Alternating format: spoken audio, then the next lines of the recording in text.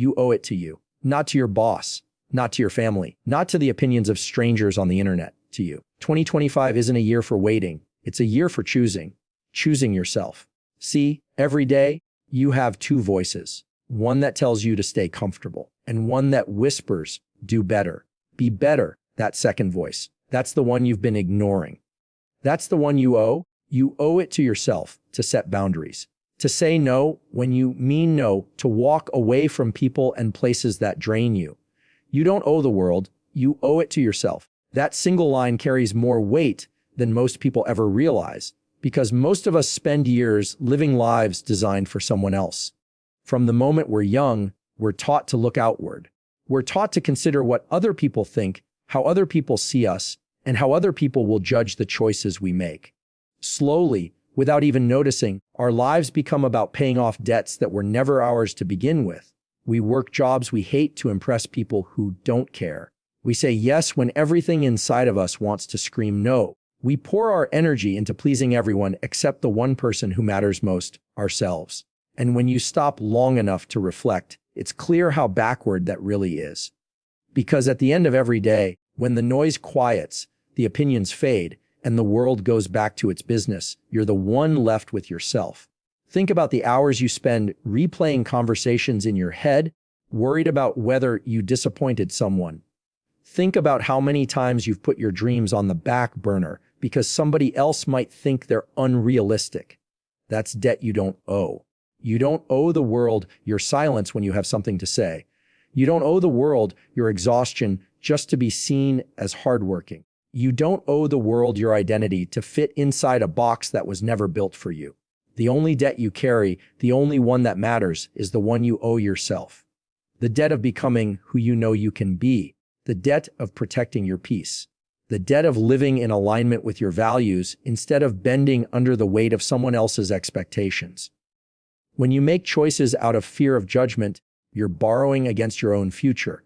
You're trading your potential for temporary approval, and that approval is always fleeting. The people you're trying to impress today will be focused on something else tomorrow, and you'll still be stuck with the consequences of the choices you made.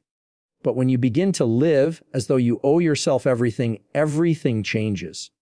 You stop asking, what will they think of me? And you start asking, what do I think of me? You stop wondering if your life looks successful and start asking if your life feels meaningful. You stop apologizing for wanting more and start building a life where more is possible. It's not selfish to put yourself first. That's the lie the world tells you to keep you compliant, to keep you manageable. But when you understand that you owe yourself your best, you stop confusing selfishness with self-respect. You start to see that taking care of yourself is not about ignoring others.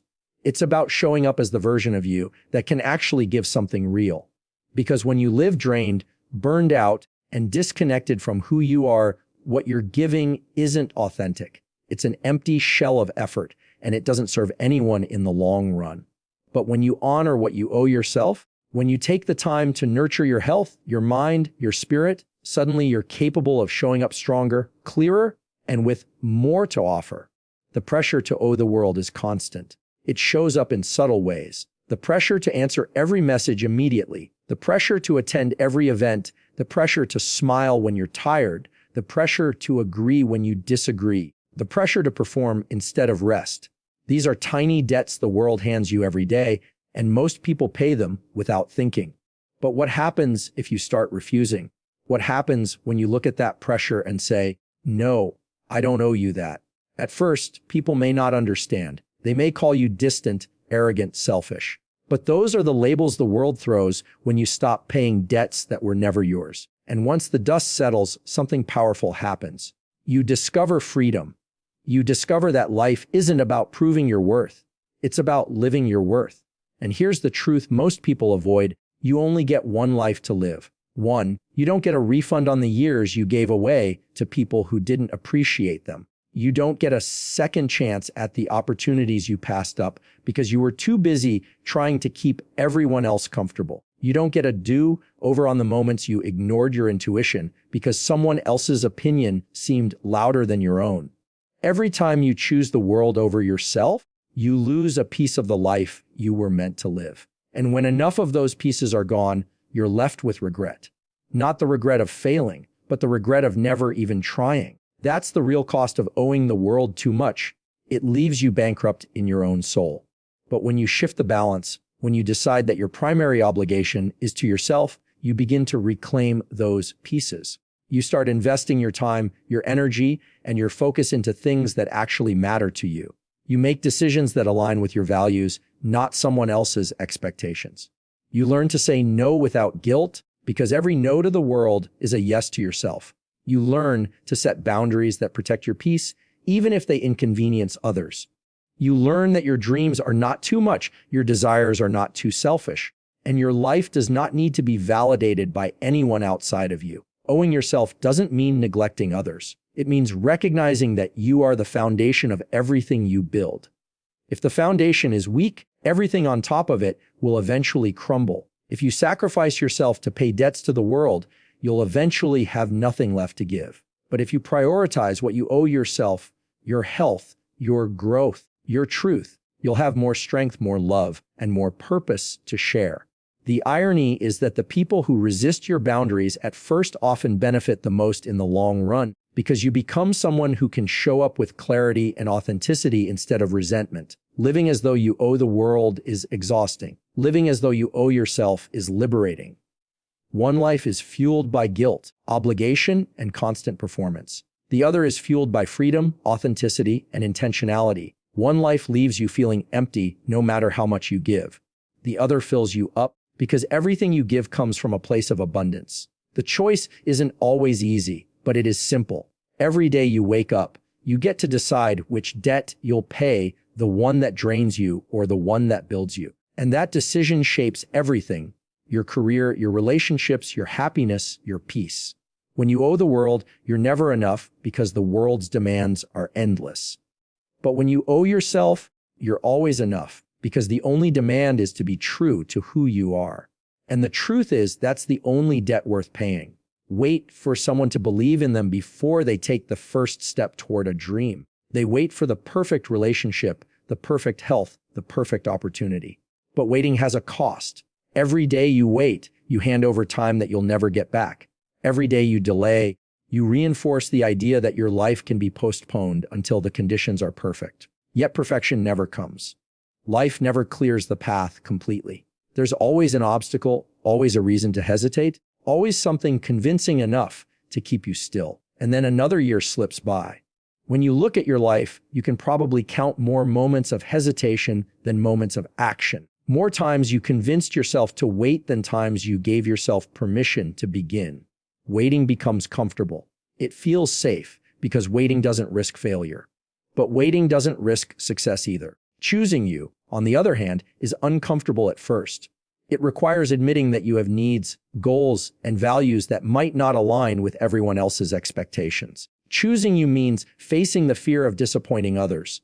It means walking away from roles that keep you small. It means putting your own growth above the comfort of staying the same. 2025 offers you a chance to reset that pattern. Not because the year itself is magical, but because a calendar shift gives you a fresh moment of clarity. It draws a line between what was and what can be. And if you decide that this is the year you stop waiting, it becomes the year you step into a different version of yourself. Choosing you is about taking ownership. Ownership of your choices, ownership of your time, ownership of your energy.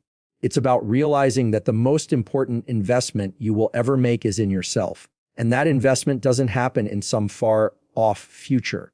It happens in the choices you make today. Waiting often hides behind good excuses. You tell yourself you're waiting to have more money saved. You're waiting to have more energy. You're waiting until you feel ready. But readiness is not something you wait for. It's something you create by acting before you feel completely prepared. Every person who's ever accomplished something meaningful started before they felt ready. They chose themselves in the middle of uncertainty. They chose themselves even when it meant walking a lonely path for a while. They chose themselves despite the risk of failure. And in that choice, they discovered the strength that waiting never gave them. Choosing you in 2025 might look different for everyone. For some, it means taking their health seriously for the first time, not out of guilt, but out of love for themselves. For others, It means leaving a relationship that's been draining them, not because they want to hurt anyone, but because they finally acknowledge they deserve peace. For some, it means launching a project they've been daydreaming about for years, finally putting action behind the ideas. For others, it's smaller but no less significant. Learning to say no, learning to rest without shame, learning to speak up when silence has been eating away at their spirit. The danger of waiting is that it convinces you there will always be more time. You say, next year. Enough times, and suddenly you realize next year has come and gone and nothing changed. You kept the same habits, the same routines, the same fears. That's the quiet tragedy of waiting. It steals your years in silence, without dramatic moments, without alarms ringing. Just a slow drip of lost time until you wonder where it all went. Choosing you interrupts that pattern. Choosing you says, I will not give another year away to hesitation.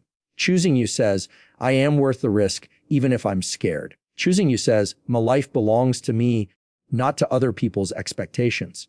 There's a reason most people never make the choice, because waiting has company. When you wait, you can blend in. Everyone nods along, everyone understands. People rarely question hesitation. But when you choose yourself, you stand out. You might make others uncomfortable because your courage reminds them of their own waiting, and that can be lonely.